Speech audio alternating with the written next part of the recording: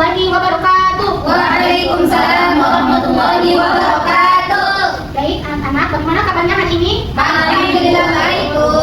Oke baik, hari ini ada yang tidak hadir atau hadir semua? Hadir semua, Bu.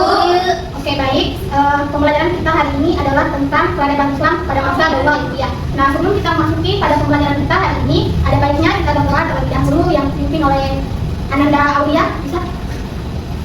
Baik teman-teman, sebelum kita mulai belajar hari ini, marilah kita berdoa bersama-sama. Baik, mulai. Bismillahirrahmanirrahim. Amin. Oke baik, dari sini Ibu akan membacakan tujuan pembelajaran kita pada pagi hari ini. Baik, tujuan pembelajaran kita pada pagi hari ini yang pertama, peserta didik mampu memahami dan menjelaskan kemajuan Daulah Ayyubiyah di berbagai bidang kehidupan seperti pendidikan, ekonomi, perdagangan, militer, dan pertanian. Kemudian yang kedua, peserta didik diharapkan dapat meneladani sifat kepemimpinan Salahuddin Al-Ayyubi yang adil, cerdas, beriman, dan mencintai ilmu pengetahuan. Kemudian yang ketiga, peserta didik mampu menyusun ringkasan atau konsep tentang kemajuan Daulah Ayyubiyah di berbagai bidang dengan menggunakan bahasa sendiri. Oke, baik kita masuk pada pembahasan yang pertama, yaitu kemajuan dalam bidang pendidikan. Pemerintah pada masa Daulah Ayyubiyah telah berhasil menjadikan Damaskus sebagai kota pendidikan. Damaskus, ibu kota Suriah, semakin menyimpan bukti yang menunjukkan jejak arsitektur dan pendidikan yang dikembangkan oleh penguasa Daulah Ayyubiyah tersebut. Mereka tidak hanya berinovasi dinding-dinding pertahanan kota, menambahkan beberapa pintu gerbang dan menara, serta membangun gedung-gedung pemerintahan yang masih bisa digunakan hingga saat ini. Tetapi juga mendirikan madrasah sebagai sekolah pertama di Damaskus yang difokuskan untuk pengembangan ilmu hadis. Kemudian madrasah ini terus berkembang dan menyebar ke seluruh pelosok Suriah. Madrasah yang dibangun merupakan bagian yang tak terpisahkan dari masjid atau sebagai sekolah masjid lembaga pendidikan. Ini secara formal menerima murid-murid dan mengikuti model madrasah yang dikembangkan pada masa Islamiyah. Kemudian ada pembangunan dan pengadaan fasilitas kesehatan rakyat berupa rumah sakit terus-menerus mengalami pembenahan. Rumah sakit Al-Nur ini menjadi rumah sakit kedua Damaskus setelah rumah sakit Al-Walid dan ditambah fungsinya yang tidak hanya sebagai tempat pengobatan juga sebagai sekolah kedokteran. Kemudian yang ketiga, pengembangan masjid sebagai lembaga pendidikan atau sekolah masjid juga sebagai mausoleum, menunjukkan pada masa Daulah Ayyubiyah terbangun konsep multifungsi yang berhubungan dengan masjid di Suriah. Bahkan pada pemerintahan selanjutnya setelah Daulah Ayyubiyah, yaitu masa pemerintahan dalam Daulah Mahmud, melahirkan salah satu tradisi baru, yaitu mengumpulkan para pendiri sekolah masjid di bawah kubah bangunan yang mereka dirikan. Kemudian kita masuk dalam bidang ekonomi dan perdagangan. Dalam hal perekonomian, pemerintah Daulah Ayyubiyah bekerjasama dengan penguasa muslim di wilayah lain, membangun perdagangan dengan kota-kota di Laut Tengah, Lautan Hindia, dan menyempurnakan sistem perpajakan. Hubungan internasional dalam perdagangan baik jalur laut maupun darat semakin ramai dan membawa pengaruh bagi negara Eropa dan negara-negara yang dikuasainya. Sejak saat itu, dunia ekonomi dan perdagangan sudah menggunakan sistem kredit bank termasuk letter of credit. Bahkan ketika itu sudah ada mata uang yang terbuat dari emas. Selain itu, dimulai percetakan uang dirham, campuran atau fulus. Percetakan fulus yang merupakan mata uang dari lembaga dimulai pada masa pemerintahan Sultan Muhammad Al-Kamil Ibnu Al-Adil Al-Ayyubi.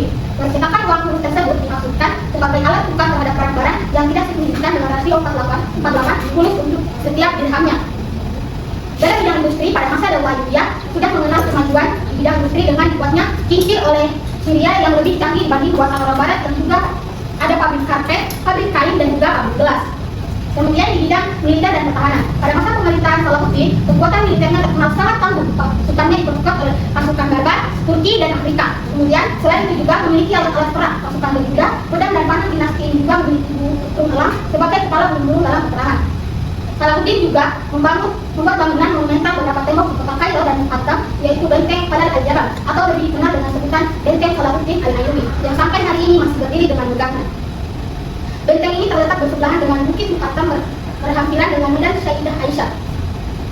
Kemudian untuk memasuki benteng tersebut terdapat beberapa pintu utama, diantaranya yaitu pintu Fat, pintu Nasr, pintu Khalid, dan pintu Lok. Kemudian terdapat saluran air yang berasal dari sungai Nil yang pada masa itu menjadi bekal minum para tentara. Pada zaman kerajaan Utsmaniyah, benteng ini mengalami perluasan di bagian utara. Benteng terletak di Masjid Muhammad Ali Pasha yang terbuat dari marmer dan granit. Terdapat juga dalam kawasan benteng ini Museum Polis Qasrul Jauhara atau Museum Permata yang menyimpan perhiasan raja-raja Mesir. Terdapat juga Makam Al-Fan Islami atau Museum Kesenian Islam yang terletak di bawah pintu Khalid yang menyimpan ribuan barang yang melambangkan kesenian Islam sejak zaman Nabi Muhammad SAW. Kemudian yang terakhir di bidang pertanian, untuk memenuhi kebutuhan masyarakat Mesir dan daerah lainnya pada sektor pertanian, Daulah Ayyubiyah telah menggunakan sistem irigasi, pembangunan waduk dan bendungan, serta terusan untuk mengairi kebun dan pertanian. Para petani merasakan manfaat dari fungsi ini, fungsi irigasi, waduk dan terusan yang dibangun. Ini salah satu hasil produk panen yang berlimpah seperti kurma, gula, dan juga gandum. Salahuddin Al-Ayyubi memulai karir politiknya ketika ia masih muda. Ketika itu, sang ayah yang bernama Najmuddin bin Ayyub menjabat sebagai komandan pasukan di kota Ladakh sebelah utara Suriah. Najmuddin bin Ayyub ditunjuk menjadi komandan oleh Gubernur Nuruddin Ghani. Baik, itulah tadi materi yang dapat disampaikan. Kita akan masuk pada sesi evaluasi. Di sini kita bisa lihat sejauh mana pemahaman kalian tentang peradaban pada masa Dawaliyah. Evaluasi kita pakai web akut ya.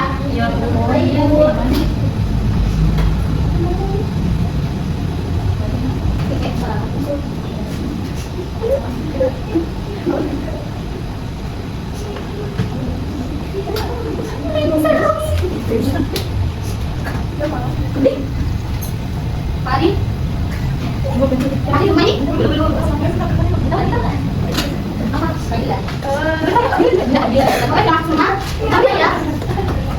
ini waktunya setiap hari itu 5 menit.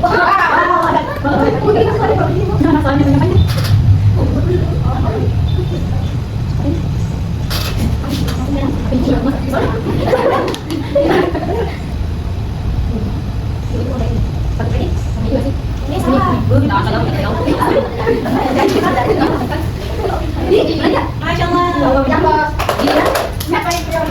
Masya Allah. Untuk yang ada di podium kita ke depan.